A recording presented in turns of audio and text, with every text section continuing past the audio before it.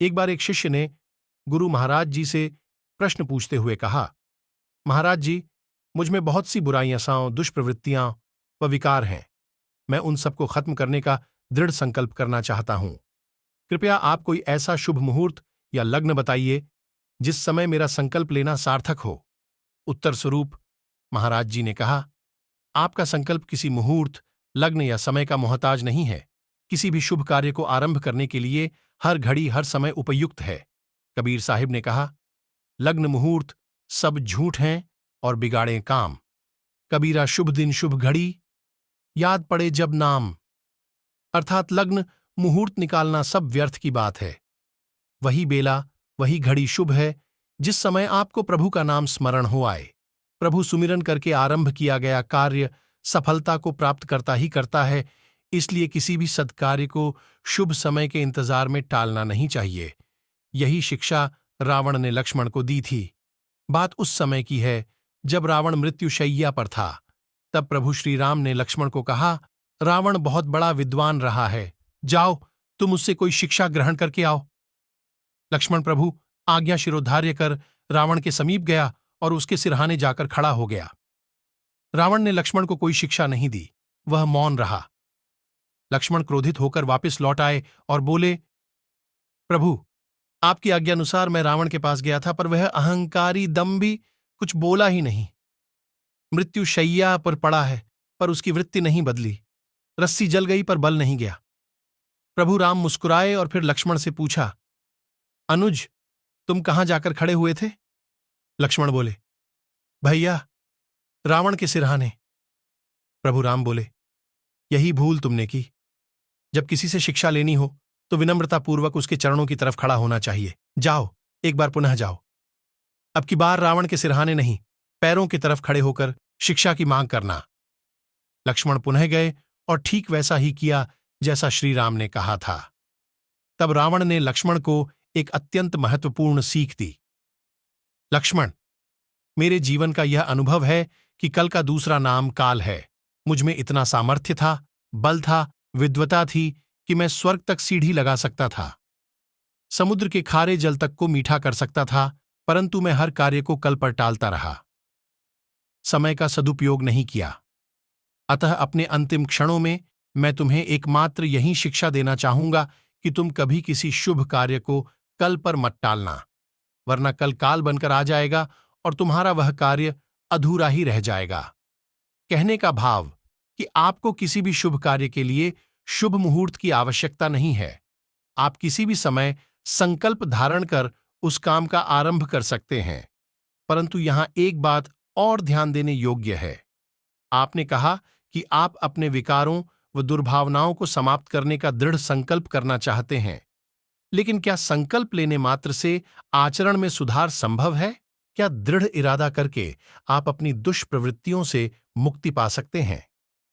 इस संदर्भ में महाराज जी ने बताया कि एक बार मुल्ला नसीरुद्दीन ने भी दृढ़ संकल्प लिया कि वह कभी मदिरा नहीं पिएगा, मदिरा को हाथ तक नहीं लगाएगा। यह सुनकर उसकी पत्नी बहुत प्रसन्न हो गई। मुल्ला अगले दिन सुबह सुबह काम पर निकला। उसकी पत्नी ने उसे उसका संकल्प याद कराया। मुल्ला ने बड़े गर्व से कहा, हाँ हाँ, मुझे अच्छी तरह याद है, तुम चिंता मत करो। दिन भर मुल्ला ने मन लगाकर काम किया। फिर शाम को वापस घर लौटने लगा। रास्ते में शराब की दुकान पड़ी, वही दुकान जहां से वह रोजाना शराब खरीदकर पिया करता था। उसके कदम खुद ब खुद दुकान की ओर बढ़ने लगे। फिर एकाएक उसे अपना संकल्प याद आया। अब तो बस उसके मन और बुद्धि के बीच एक युद्ध सा छिड़ गया। बुद्धि कहने लगी, बस पहले ही दिन हार मान ली। क्या यही थी तेरी संकल्प शक्ति? दूसरी ओर मन ने अपना विचार रखा। क्या रखा है संकल्प वंकल्प में? कौन सा तुझे कोई मेडल मिल जाएगा शराब छोड़कर? जिंदगी मजा करने के लिए मिली है। थोड़ी सी पी लेने में किसी का क्या बिगड़ता है? काफी देर तक मुल्ला द्वंद्व में फंसा रहा। कभी बुद्धि का पलड़ा भारी होता तो कभी मन का। आखिरकार संकल्प शक्ति की जीत हुई। निकल गया मुल्ला शराब की दुकान के आगे से, बिना शराब पिए। अब तो वह बेहद खुश था। अपने हाथों से उसने अपनी पीठ थपथपाई और बोला, वाह शाबाश मुल्ला, मान गया तेरी संकल्प शक्ति को। शराब की दुकान के आगे से निकल गया बिना शराब पिए। मैं बहुत खुश हूं तुझसे। मांग क्या चाहिए तुझे? चल, इसी खुशी में तुझे शराब पिलाता हूं। इतना कहकर मुल्ला वापस मुड़ा और शराब की दुकान पर पहुंच गया। इसका तात्पर्य यह है कि अक्सर हमारे संकल्प भी मुल्ला की तरह अधूरे ही रह जाते हैं। इसलिए केवल संकल्प लेना पर्याप्त नहीं। यदि वास्तव में आप स्वयं को विकारों व कुविचारों से मुक्त करना चाहते हैं, तो आध्यात्मिक ज्ञान को प्राप्त करें, क्योंकि दुर्गुणों की जड़ तुम्हारे अंदर है।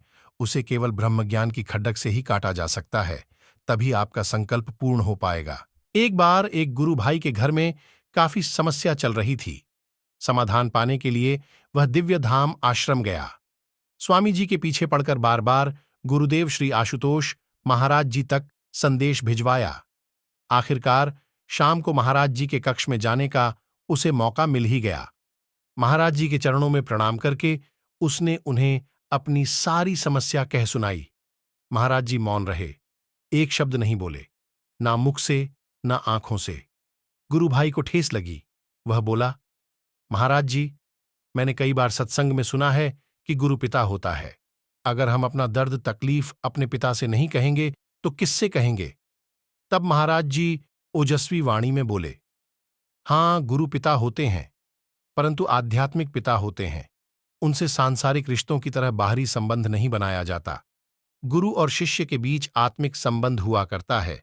यदि हमें लगता है कि मुख से बोलकर उनके समक्ष बैठकर ही हम उन्हें अपनी समस्या बता सकते हैं, तो हमने उन्हें भौतिक पिता के स्तर पर ला खड़ा कर दिया। फिर उनका समाधान भी भौतिक सीमाओं में बंध जाता है। किंतु यदि हम अंतर्जगत में गुरु से संपर्क स्थापित करते हैं, साधना की गहराइयों में उतरकर उनके दिव्य रूप के समक्ष याचना करते हैं, तो फिर वे हर सीमा को लांघकर हमारी समस्या का जड़मूल से नाश कर देते हैं। गुरु भाइयों और बहनों, अब यह हम पर निर्भर करता है कि हम महाराज जी से आत्मिक संबंध बनाकर उन्हें अपने जीवन पर अधिकार देते हैं या भौतिक स्तर पर सीमित रहकर उन पर अधिकार जमाते हैं।